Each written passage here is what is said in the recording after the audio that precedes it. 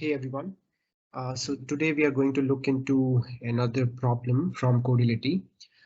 So this problem is called cyclic rotation, and so the problem is something like let's see an example, right? So we are given with an array of integers, and a number k. Okay. So what we have to do is we have to rotate the error k number of times, and by rotation what no by rotation what the problem means is it's actually a shift operation to the right. So for example, given this array, if it has to be rotated 3 times, so the first time what we would do is we'd start with this array, and this would be the first rotation, wherein we are shifting each of the elements of this array to the right of the array, right? And this basically means the last element would be moved to the first side, right? So 6 would be moved on the first in 0th index, 3 would be moved to first index, 8 would be moved to second index, and similarly 9 would be moved to third index, right? So this is the first shift operation. This is the second shift operation. This is the third shift operation, right? So we have moved, uh, basically rotated the error 3 times. Okay, so this is what the problem is. So we'll see like how we can solve this step by step. Yeah, so what I will do is I'll just copy this method definition so that I just want to maintain everything. Yeah, so I'll just remove this parameter. So we have to define, right?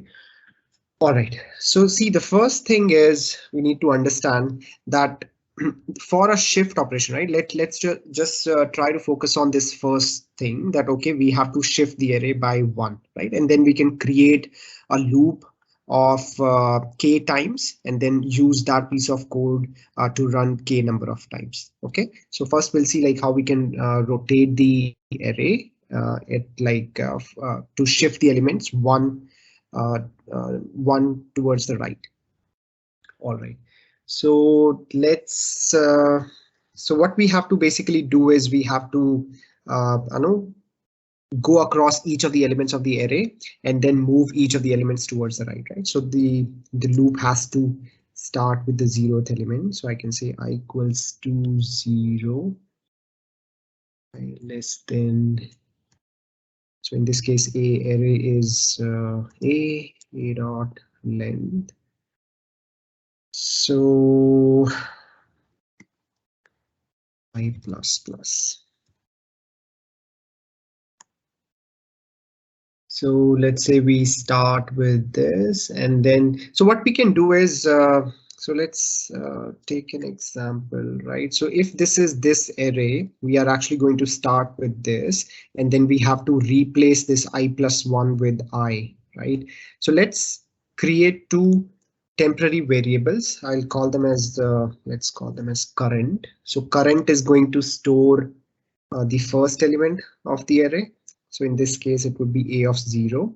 And I'll create another variable. Let's call it as next equals to a of 1. Right? So we have the first and the second element stored in these two variables. Okay, so now what I have to do is, see, first thing I have to do is before I swap the second element in the array with the first one, I have to store this variable somewhere, right? So what I'll do is I'll say this, actually I don't have to, yeah. So I'll say next equals to a of I plus 1. Okay, and then we can do the actual swap. So then a of I plus 1 would become current, right? Because the current value we have, so for the first time when it would run, it would store the current. So the current would hold the first element. It is going to store it in the second position. Now we have to update current, right? Every time we run through this loop. So what we can do is we can say current equals to next. Once we are done with this, so this should this is all we need, except for like we have to handle two more things. So the first thing is that because when we are here, we are actually swapping this element, correct?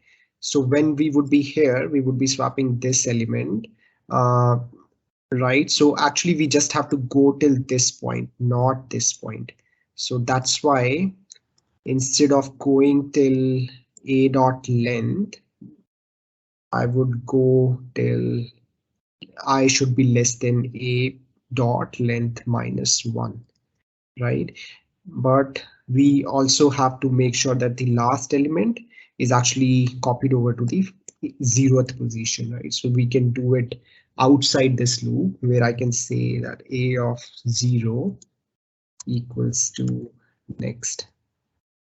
And by the way, guys, when you do try to write this solution, right? So there would be like some edge cases, like for example, this one -1. So I created this solution, and then no, you have to think about the edge cases. Or when you submit your solution on Codility, it would also tell you that okay, how many test cases are passed. Based on that, also you can handle, or you should actually think about these edge cases beforehand and write your code to handle those edge cases as well, right?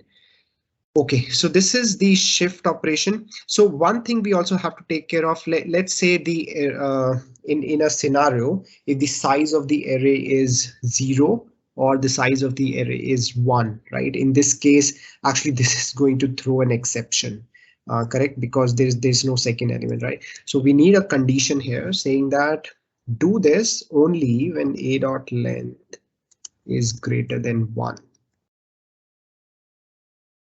whatever that you're trying to do.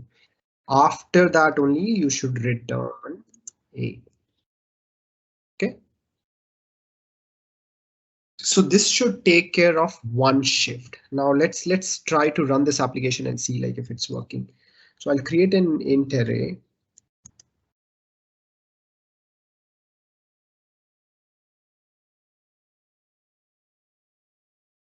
Okay. And then what I'll do is I'll just make this as static so that I don't have to instantiate a class. So I'll say directly I can call solution. I can pass in a comma. I can pass anything for k, right? We are not even handling right multiple shifts. So I'll just pass anything random here. Okay, so let's see. Let's run this application and see how it's working. So I'll just press continue. So continue, and it should actually update.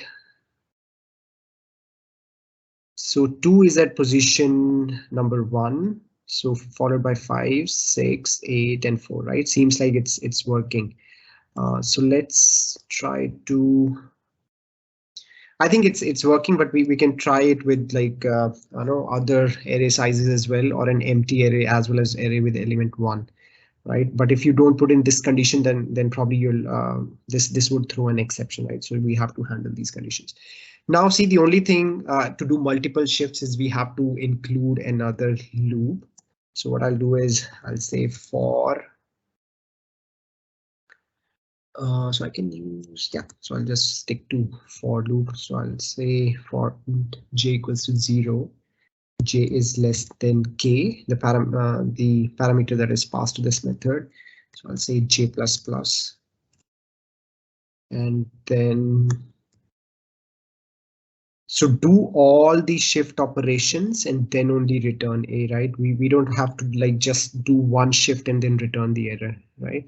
So we would be doing k number of shifts and then only returning that array. Okay, so let's say in this case I'll probably update this with 3, then continue.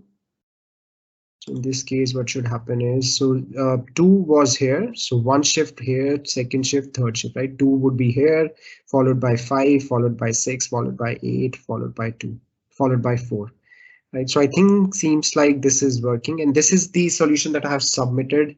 And I think I did get 100% as well. So should be good.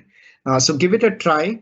Try to submit it on Codility, and if you see any issues, probably put in comments, and I'll try to see if we can improve on this, or from performance perspective as well. I think Codility doesn't look into performance. It's all it is looking is functional correctness of your code. So I think this should be sufficient for solving this problem. Okay, so that's all for today, guys. Thank you for watching, and I'll see you guys in the next video.